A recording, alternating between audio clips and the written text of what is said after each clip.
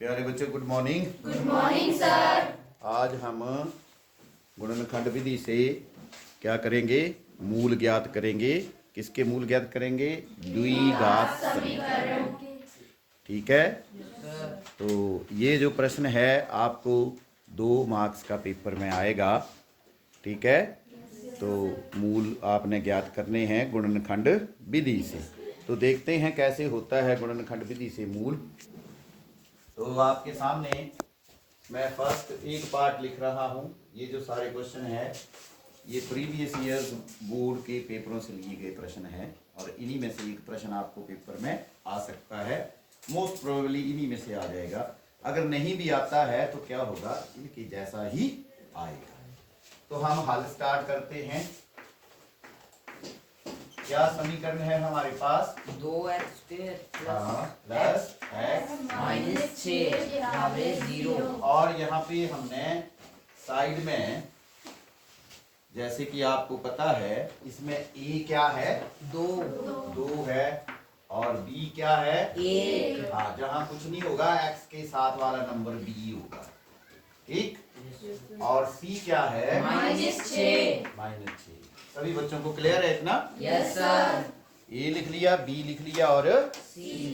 अब हमने इसके गुणनखंड कैसे निकालने हैं वो पता करेंगे हम। ठीक है। तो इसके गुणनखंड जो है हम अभाज्य गुणनखंड विधि जो बीच वाली टर्म है उसको तोड़ के करेंगे। ठीक है। तो सबसे पहले आपने a और c को मल्टीप्लाई कर लेना है। उनके साइन भी साथ में ही आएंगे। तो क्या आंसर हो गया भाई? -12। क्या हो गया? -12 हमारे पास इन दोनों को मल्टीप्लाई करने से आ गया है। ठीक है। -12 मल्टीप्लाई करने के बाद हमें प्राप्त हुआ है। अभी हम क्या करेंगे, जो b है उसको लिख लेंगे और b कितना है? 1। अब जो गुणा करके आया है -12 उसके हम टेबल लिखने की कोशिश करते हैं। 12 एकम 6 दूना 12 और 4 तिया 12। बताओ हमें 1 कहां से प्राप्त होगा? 4 तिये 12 से 1, इनका डिफरेंस 1 का है। इनका अंतर जो है 1 का अंतर है और ये 12 है ना। 4 तिया 12 मैंने लिख दिया और हमने इन दोनों नंबरों का अंतर देखना है। कितने का अंतर है? 1। तो वो अंतर यहाँ के बराबर होना चाहिए। तो अब ये अंतर कैसे आएगा? अगर मैं 4 - 3 लिखूं, 4 - 3 लिखूं तो 1 तो आ जाएगा और इनको गुणा करने पर -12 भी आ जाएगा। तो यहाँ पे मैं अगर लाइन लगा दूं एक ऐसे करके, तो 4 गुणा -3 जो है वो ये नंबर आ जाएगा। ठीक है। 4 गुणा -3 ये नंबर आ जाएगा। ठीक है। तो फिर ये ही हमने लिखने हैं, ये पार्ट्स इसके लिखने हैं। क्या पार्ट्स हैं बताइए? 2x² प्लस 4x -3x -6 बराबर 0। ठीक है। ये हमने सेकंड चैप्टर में भी किया था। अब इन दोनों को देखो, इनमें दोनों में जो अंक हैं वो कौन कौन से अंक हैं? 2 है और 4 और दोनों 2 के पहाड़े में आते हैं। तो 2 मैं यहाँ लिख लूंगा। फिर इसमें x की घात 2 है, इसमें x की घात 1 है। तो जो छोटी वाली है वो बाहर ले लेगी। अब ध्यान से सुनिए, इसमें 2 भी चला गया, एक x भी चला गया, तो कितने x बच गए यहाँ? 1 बार बच गया। ये देखो 1 बार बाहर आ गया, 2 आ गया, तो ये 2 बार थे x, तो 1 बार रह गया। अभी यहाँ पे 2x हमने बाहर ले लिया है, तो जो नंबर यहाँ लिखा है उससे इसको बाहर करेंगे तो क्या आएगा? 2। और ये x पहले बाहर आ चुका है, दोनों में से निकला है। इसी तरह इन नंबरों को देखो तो इसमें x तो दोनों में नहीं है, लेकिन नंबर एक दूसरे के टेबल में आ जाते हैं। तो दोनों में क्या कॉमन आ जाएगा? -3। ठीक है। कितना कॉमन आ जाएगा? -3 अब यहाँ क्या बच गया है? x, और ये माइनस बाहर आ गया तो उसका क्या हो जाएगा? प्लस हो जाएगा। क्या हो जाएगा? प्लस और ये 2 आ जाएगा, और यहाँ पे क्या आ जाएगा? 0 आ जाएगा। अब इन दोनों में एक जैसा क्या नजर आ रहा है आपको? x प्लस 2 लिख दिया, और यहाँ क्या बच गया? 2x -3 ये -3 बच गया, और ये 0 हो गया। फिर आपने बीच में एक लाइन ड्रॉ करनी है, और x प्लस 2 को 0 करना है, और इधर 2x -3 को 0 करना है। समझ आ रहा है सबको? Yes sir. अभी यहाँ पे x जो है वो -2 हो गया है, बहुत ही आसान प्रश्न है। और यहाँ पे 2x जो है वो 3 के बराबर हो गया है, और ये उसके नीचे चला जाएगा, तो x जो है वो 3/2 हो गया। तो हमारे पास मूल क्या आ गए हैं? -2, -3/2 आंसर। इतना का छोटा क्वेश्चन है ये, आपको 2 मार्क्स ये दिला सकता है। ठीक है, अभी इसका सेकंड पार्ट भी मैं कर देता हूं, फिर बाकी आप खुद भी ट्राई करेंगे। ठीक है, अभी सेकंड पार्ट की स्टेटमेंट जो है उसको मैं यहाँ करता हूँ। अभी नोट ना करें आप तो अच्छी बात है, क्योंकि एक बार हम सीख लेंगे फिर सभी बच्चे इकट्ठे से ही नोट कर लेंगे। सेकंड पार्ट क्या है हमारा? वर्गमूल 2x स्क्वायर वर्गमूल 2x square 2x square plus 7x plus 7x plus 5 वर्गमूल 2 बराबर 0। 5 वर्गमूल 2 बराबर 0। बहुत अच्छा क्वेश्चन है, थोड़ा सा मुश्किल भी है लेकिन अच्छा क्वेश्चन है। तो जैसे कि आपको मैंने बता छोड़ा है कि सबसे पहले इसमें a क्या है? वर्गमूल 2, और b क्या है? 7, और c क्या है? 5 वर्गमूल 2। ऐसे लिख लिया। ऐसे हम सेकंड चैप्टर में भी करते रहे हैं। फिर हमने किस चीज को मल्टीप्लाई कर देना है? a और c a गुना c करना है, a मल्टीप्लाई c। तो a तो वर्गमूल 2 है, और c जो है वो 5 वर्गमूल 2 है। ये बात समझ आई सबको? Yes sir. अब जो बिना वर्गमूल के संख्या है उसको हम आगे कर लेते हैं, और ये जो दोनों के ऊपर वर्गमूल है इन दोनों को इकट्ठा ही अंदर कर एक ही वर्गमूल में कर देते हैं। बोलो, बात समझ आई? अब ये फिर हमारे पास थोड़ा लंबी कैलकुलेशन है। 5 हो गया, और ये आपको पता है 2 हो जाता है। 2 बार है 2 ना, तो जोड़ा बन गया इसका, तो 2 हो गया इसका। ठीक है, तो अब ये हमारे पास कितना नंबर आ गया है?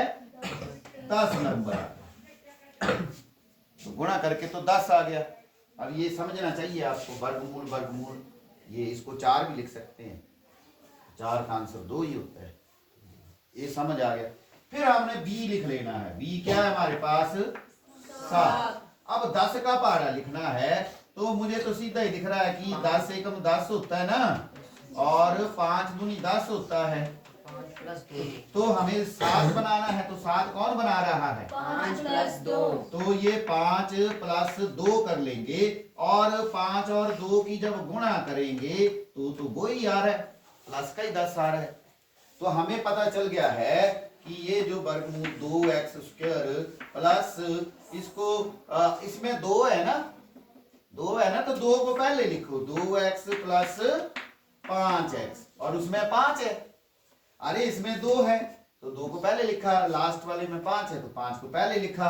यहां भी आप कर सकते हैं 2 प्लस, और फिर लास्ट वाला क्या है? 5 वर्गमूल 2 बराबर 0। बहुत बढ़िया क्वेश्चन है, ध्यान से देखिए।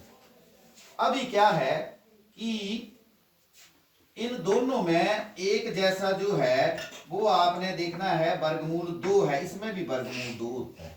अब मैं बताऊं इसमें कैसे होता है वर्गमूल। ये जो 2 होता है ना, ये ऐसे होता है, ये, अरे 2 ऐसे तो होता है। इसका मतलब ये जो 2 दिख रहा है वो ऐसा है। अब मैंने वर्गमूल 2 निकाल लिया, और इन दोनों में एक जैसा और क्या है? x है। तो इसमें क्या बचा? पहले वाले में सिर्फ क्या बचा? x बच गया। अब ये जो 2 है ये दिमाग में रखना कि ये ऐसे होता है, तो एक बार निकाल लिया तो कितनी बार बच गया? एक बार बच गया। आई बात समझ? नहीं आई? नहीं आई? अगर नहीं आई है तो मेरे पास एक और स्टेप है, और थोड़ा और आसान कर देता हूं। ये वर्गमूल 2x² प्लस इसको ऐसे कर देना मैंने 2 गुणा 2 कर दूं, और इसके साथ x है बाहर, और ये 5x है, और ये 5 वर्गमूल 2। अब देखो, अब इन दोनों में लेंगे वर्गमूल 2 तो बताओ क्या होगा। वर्गमूल 2x कॉमन ले लिया तो यहाँ x बचा, यहाँ वर्गमूल और x कॉमन चला गया है तो क्या बच गया है। अब ये स्टेप मैंने और सिंपल कर दिया। अब ये क्वेश्चन आ जाता है पेपर में। अब इन दोनों में एक जैसा क्या है, 5 ही है, तो x प्लस वर्गमूल 2 आ गया और बराबर क्या हो गया। अब बताओ इन दोनों में एक जैसा क्या है, तो x प्लस वर्गमूल 2, और ये क्या है 5, ये हो गया हमारा। ठीक है, समझ आ गई सबको। अब हमने शून्य भी ही ज्ञात करने हैं, तो मैं इनको यहीं पे कर देता हूं। तो क्या आएगा बेटे यहाँ पे बताओ, x प्लस वर्गमूल 2 बराबर है 0, तो x आ गया माइनस वर्गमूल 2, आंसर आ गया जी ये।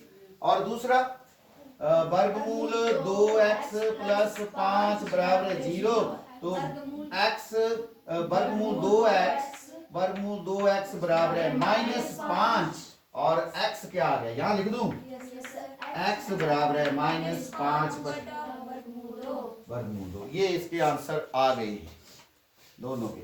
लेकिन अभी क्या है कि नीचे कभी भी वर्गमूल नहीं रखते हैं। नीचे अगर वर्गमूल आ जाए तो क्या करते हैं कि -5 बटा वर्गमूल 2, इसको वर्गमूल 2 से ही ऊपर गुणा कर देते हैं और वर्गमूल 2 से ही नीचे कर देते हैं। तो बताओ ऊपर क्या हो गया, -5 वर्गमूल 2, और नीचे जो है इनका 2 बन जाता है, पहले ही बताया हुआ है आपको। अरे 2 इनका क्या बन जाता है, चाहे इकट्ठे हो चाहे अलग अलग हो, 4 हो जाएगा तो 2 आंसर आ जाएगा। अब आप आंसर चेक कर लीजिए, इसके मूल आ गए माइनस वर्गमूल 2 और -5 वर्गमूल 2 बटा 2। आंसर चेक कर लीजिए, ये दिख रहा है सारा, आ रहा है अच्छे से आ रहा है। आंसर चेक करिए पहले जल्दी से, सभी बच्चे आंसर चेक करो।